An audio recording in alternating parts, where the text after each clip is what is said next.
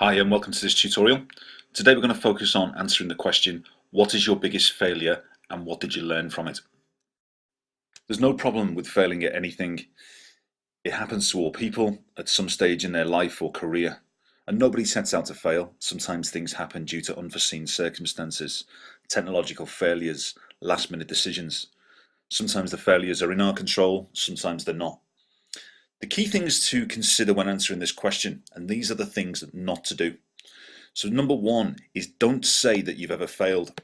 And the reason why is because everybody fails. It's very arrogant and it's a trait that turns all employers off if you say that you've never failed. Perhaps you never have, but then again, perhaps you've never lived. However, moving on to point two, it does raise an important question for those of you who are listening with limited experience. Perhaps you're looking for your first job, for trying to secure work experience, whatever it may be. If you are inexperienced in the workplace, then obviously you may not have failed, and that's okay. But if that is the case, then don't say that you haven't had the experience. Use an example. Remember, the key thing that interviewers are always looking for is examples and evidence. So again, if you haven't failed in the workplace, give an example of where you failed in other areas of your life. It could be an exam, it could be a presentation, something in school, college, university. There are other areas, and the key things that the employers want to hear from this particular question is what is the failure, but more importantly, what have you learned from it? And these are really important traits, and this is probably now one of the most common interview questions that interviewers will ask. Now, before I walk you through an example answer, it's really important to get the message across of how to answer, how to actually structure your own answers for future reference. And how we answer this question is using the CAR acronym.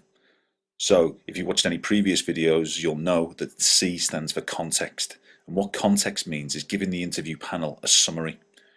And in this case, the questions you want to answer really are, where were you working? What was your role? And what was the failure? The A stands for action. So in this particular question, what actions caused the failure? And the R means result. This means what happened after the event. What did you learn? Now, this CAR acronym is just a very simple way of being able to organize your own thoughts. So have an example ready that if you were to be asked this question at interview, you can think, where was I? What was the role? What was the failure? What actions caused the failure? And what was the result? What was the success? What did I actually learn from this experience? So an example answer may sound something like this. 2 years ago, in a previous role, I was working as a computer salesperson for DBX Computers, and my failure was trying to win a sale worth £30,000 in a presentation to a potential new customer. The actions that actually caused the failure was I was working at a junior level, and as a result, I missed out on some key information and challenges that were required by the senior management team, and I didn't realise their importance. I'd not met the senior management team, so I didn't understand the real challenges. Therefore, I didn't ask the right questions, and I spoke to people who could not make a decision. Therefore, when I presented to senior management, they were frustrated, their time had been wasted, and a solution was presented that didn't fit their needs. Consequently, I felt embarrassed, disappointed, as it was me who was responsible, but also I didn't hit my target, which also disappointed my manager and the senior leadership for my own company.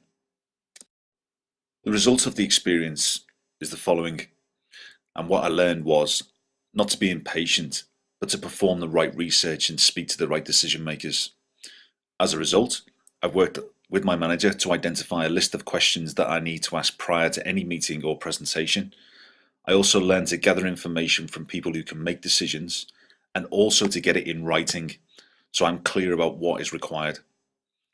I also learned I need to prepare more thoroughly for presentations, and since I've attended a number of soft skills presentation courses to help communicate my message clearly. In summary, it was a harsh and embarrassing failure. However, since those 2 years, I've not made the same mistake again and I've achieved all my targets. So there you have it, that's an example answer. And just remember, this is all interviewers are looking for. If you state anything, please give an example. The example shows and enables you to demonstrate your own learning. But more importantly, with this particular question, everybody's failed. Give an example. So where were you? What were you doing? What was the failure? What actions did you take to cause it a failure? And the final point is, what was the result?